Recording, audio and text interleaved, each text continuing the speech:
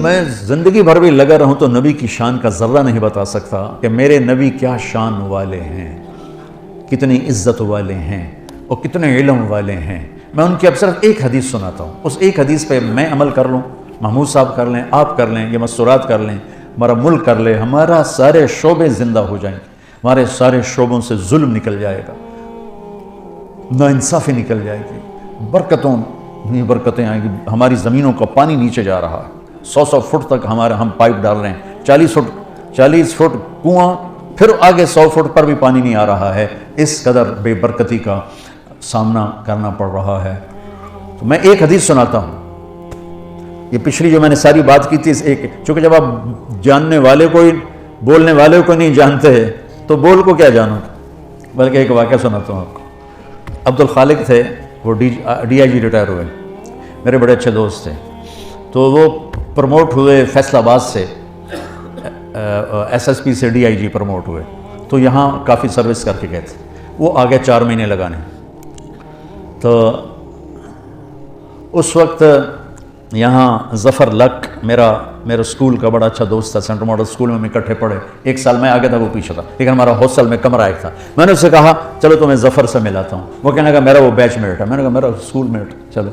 تو یہ جو آپ کی پولیس لائن کا ایک دروازہ اس روڈ کی طرف ہے، جو یہاں سے یوں آگے، ایک تو ہے نا وہ زورہ یونیورسٹی کی طرف سے دروازہ، ایک ہے اس طرف سے گیٹ، ہاں وہ اب پولیس والوں کے لیے، اب میں بھی داڑھی والا ٹوپی والا، وہ بھی داڑھی والا ٹوپی والا۔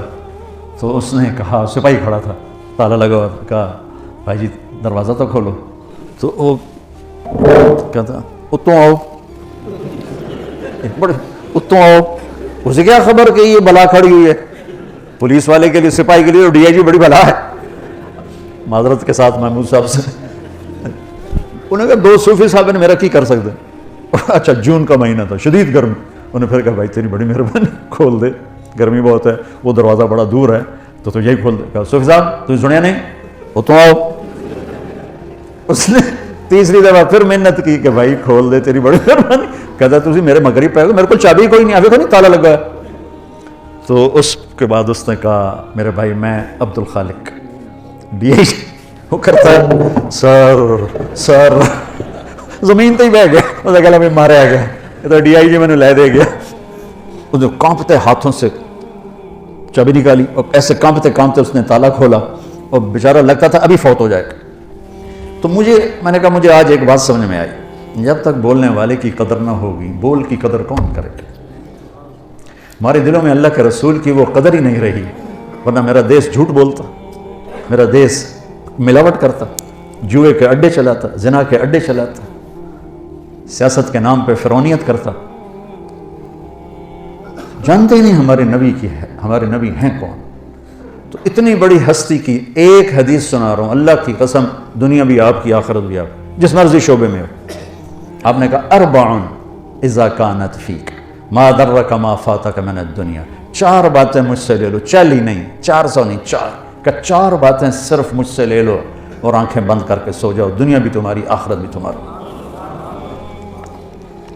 میرے نبی کبھی بڑے بڑے وظیفے نہیں بتاتے تھے، امت کو سہولت میں رکھا۔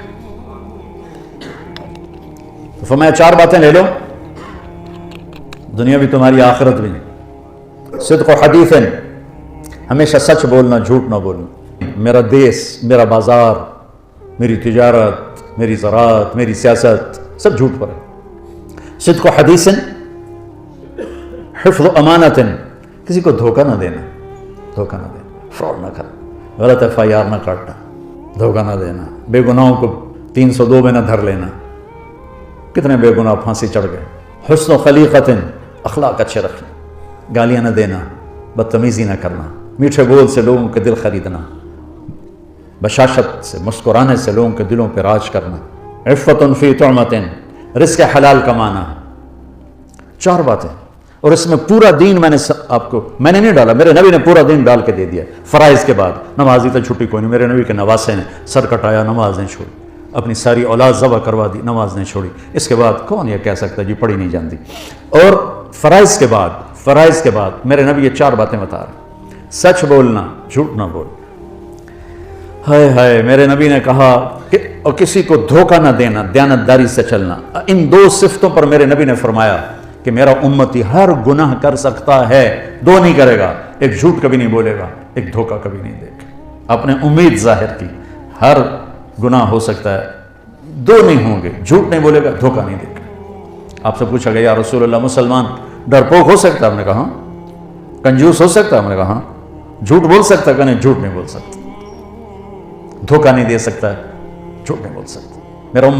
میرا امتی انسان ہے، بشر ہے، مرد ہو یا عورت، کوئی بھی گناہ ہو سکتا ہے، دو نہیں کرے گا، جھوٹ کبھی نہیں بولے گا، دھوکہ کبھی نہیں دے گا۔ تو جھوٹوں کے ماحول میں سچ بولنا جہاد ہے، اور آپ کی 24 گھنٹے کی جاب ہے، آپ فون بند نہیں کر سکتے، آپ کی وردی اتری ہو تو بھی آپ وردی میں ہوتے ہیں، اور تنخواہیں آپ کی تھوڑی تھوڑی ہیں، اور مشقت آپ کی اتنی ہے، اور اوپر سے کوئی آپ کی تعریف کرنے والا نہیں، سب آپ کو گالیاں دینے والے ہیں، برا بھلا کہنے والے ہیں۔ حالانکہ آپ کا شعبہ ہی بندگی اور عبادت ہے، اور آپ کے اندر بڑے بڑے اولیاء ہیں جو گھٹ گھٹ کے پس پس کے چٹنی روٹی کھا کے موت کا گلے لگاتے ہیں اور حرام نہیں کرتے۔ یہ جنید بغدادی کے جیسے لوگوں کے ساتھ اٹھائے جائیں، یہ شیخ عبد القادر جیلانی جیسے لوگوں کے ساتھ اٹھائے جائیں گے جو اس محکمے میں، پھر انتہائی مقدس ہستی حضرت عمر فاروق نے پولیس کے محکمے کی بنیاد رکھی تھی۔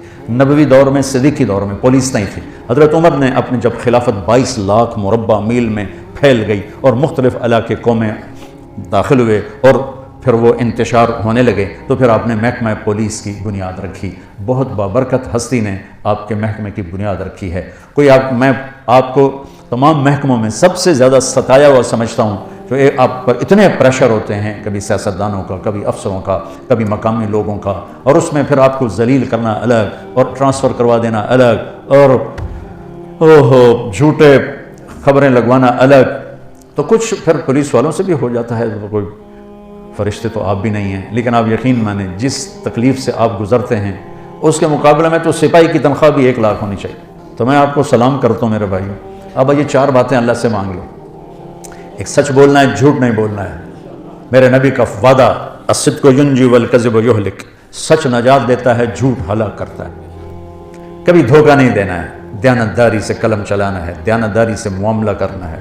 میرے نبی نے فرمایا، ہاں اب دیکھو میرے نبی کی 2 صفتیں ہائی لائٹ ہوئیں، صادق امین، سچا اور دیانتدار۔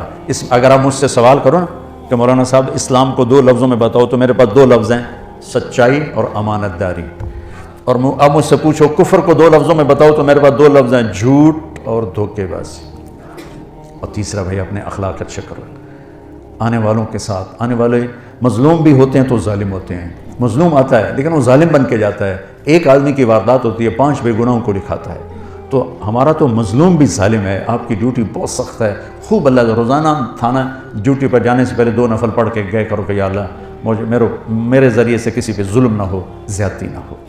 تو دیانتداری اور سچائی یا آپ کو 4 چاند لگا دے گی، اور اچھے اخلاق۔ آپ کا مسکرا کے ملنا بھی صدقہ ہے۔ میرے نبی نے فرمایا ابتسام کا فی وجہ اخیک کا صدقہ، تو اپنے مسلمان بھائی کو مسکرا کے مل، یہ بھی تیرے لیے صدقہ ہے۔ ماں باپ زندہ ہیں تو ان کی خدمت کرنا، ان کی دعا لینا۔ کہ اللہ تعالیٰ کی بارگاہ میں کسی نے بڑی جنت بنانی ہو تو اپنے ماں باپ کی دعا لے لے۔ میرے نبی نے فرمایا جب لوگ جنت میں جا رہے ہوں گے تو اویس کرنی بھی جا رہا ہوگا۔ اویس کرنی نام سنو ہے، ماں کی خدمت سے بڑے مشہور ہیں۔ میں ان کے گاؤں بھی گیا، ان کی قوم سے بھی ملا، یمن میں جب جنگ نہیں تھی، ابھی چھوٹا سا گاؤں ہے ان کا، کالے پہاڑوں میں ہے۔ فرمایا کہ جب لوگ جنت میں جائیں گے تو اویس بھی جائے گا، جب جنت کے قریب جائیں گے تو اللہ تعالیٰ کہے گا باقی چلے جاؤ، اویس کو روک لو۔ تو وہ گھبرا جائیں گے کہ بوئے تھے آ کے روک لیا، نویں FIR تو نہیں کٹی گئی، کہیں گے یا اللہ مجھے کیوں روک لیا۔ سبحان اللہ تعالیٰ فرمائیں گے ذرا پیچھے دیکھو، وہ پیچھے دیکھیں گے تو کھڑے ہوں گے جہنمی، ان میں ان کی قوم بھی کھڑی ہوگی، رشتہ دار بھی کھڑے ہوں گے۔ اللہ فرمائیں گے تو نے جو ماں کی خدمت کر کے میرا دل خوش کیا ہے، یہ سب جہنمی کھڑے ہیں، جس کے اوپر تو انگلی رکھے گا تیری طفیل جنت میں ڈال دوں، تیری طفیل جنت میں ڈال دوں۔ تو یہ اتنی بڑی بندگی ہے، اتنی بڑی رحمت ہے۔